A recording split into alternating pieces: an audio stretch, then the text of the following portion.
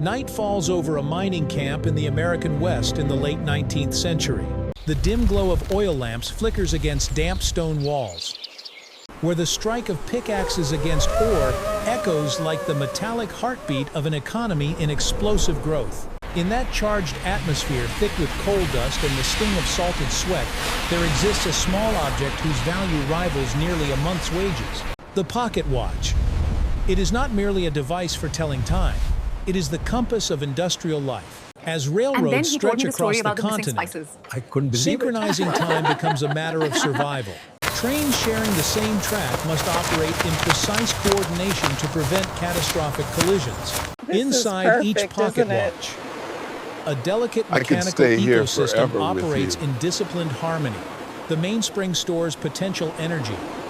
The gear train transmits it, and the escapement regulates oscillations with rhythmic precision. Together, they function like a meticulously tuned orchestra. Yet this mechanical symphony is fragile. A single fall, a sharp impact while digging for gold or riding horseback, can displace a gear's axle from its center. Even microscopic misalignments accumulate into measurable errors, minutes lost, schedules disrupted, risks multiplied. To protect the watch is to protect one's livelihood. And within that equation of survival, a modest solution emerges: the small pocket stitched into a pair of jeans. In 1873, Levi Strauss and Jacob Davis secured a patent for work trousers reinforced with metal rivets. The patent does not mention fashion. It speaks instead of an improvement in fastening pocket openings. The problem they addressed was concrete and mechanical pockets frequently tore at the corners under repeated pulling forces. At the microscopic level, this is a phenomenon known as fiber fatigue. The cellulose chains within cotton fibers stretch beyond their elastic limit. Hydrogen bonds rupture. Structural integrity fails. Copper rivets were introduced as metallic anchors. With a higher modulus of elasticity than cotton fibers, copper redistributes tensile stress away from the fabric and into a more resilient material. In mechanical terms, the rivets reduce localized stress concentration at sharp pocket corners, areas prone to structural failure. They transform vulnerability into durability. Within this reinforced architecture, the small pocket. Technically, the fourth pocket is positioned inside the front pocket, close to the body. Its placement minimizes oscillation and external impact. Its dimensions correspond closely to the typical diameter of 19th century pocket watches. Its depth is calibrated deep enough to secure the watch, shallow enough to prevent excessive internal movement. This is ergonomics before the term became common currency. The design arises from the interaction between the human body, the object it carries, and the harsh environment in which both operate. Examining the garment more closely reveals what might be called a proto-modern hybrid material system. Denim itself is constructed in a twill weave, a diagonal interlacing of cotton fibers that enhances surface durability and tensile strength. The traditional indigo dye used to color denim adheres primarily to the outer layers of the fiber rather than penetrating deeply into the cellulose. Core as a result.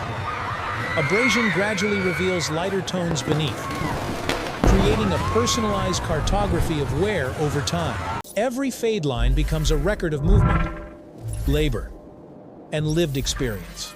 In materials science, stress concentration commonly occurs at geometric discontinuities, sharp angles, or abrupt transitions. Pocket corners are textbook examples. Rivets function as stress bridges, dispersing localized force peaks and preventing the propagation of tears. The small pocket receives similar reinforcement, transforming it into a micro-fortress for a mechanical timekeeping device. If the pocket watch is imagined as a coded mechanism, each gear, tooth a character in a sequence that must align with absolute precision, then the small pocket is its portable vault. This design is not ornamental excess. It is an exact response to an unforgiving set of conditions.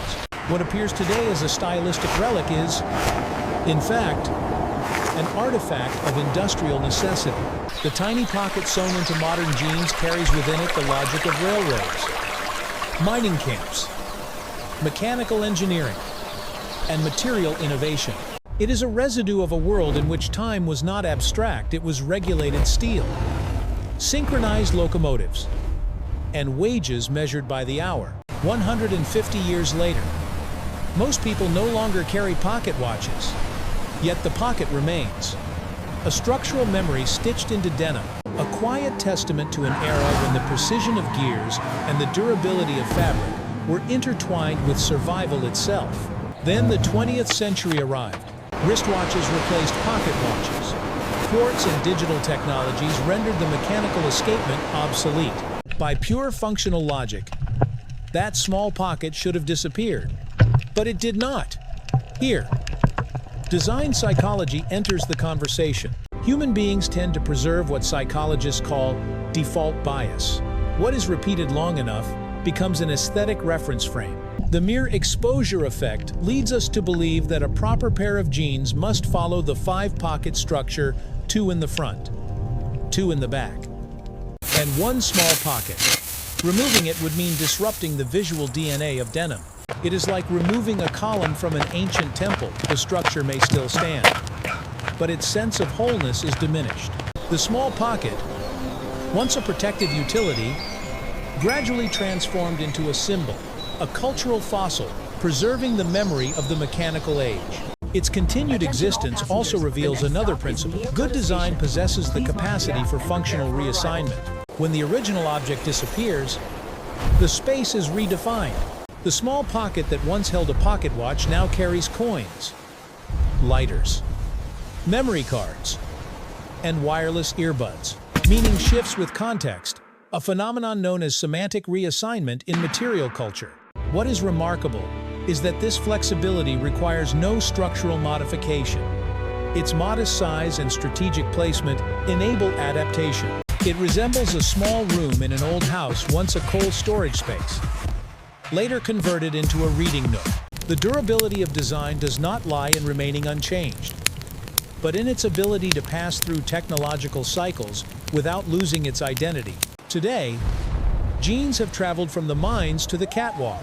Yet whenever we slip a hand into that small pocket, we touch a thread connecting us to 1873.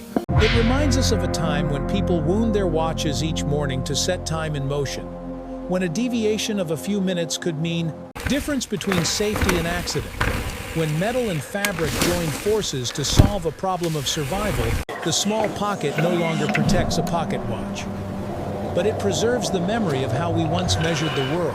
In an age of constant updates, perhaps keeping a fragment of source code is how we anchor ourselves to history. Its value lies not in the volume it holds, but in the weight of time. It carries a living fossil, stitched with double thread and secured with copper rivets, enduring across generations without the need for advertisement.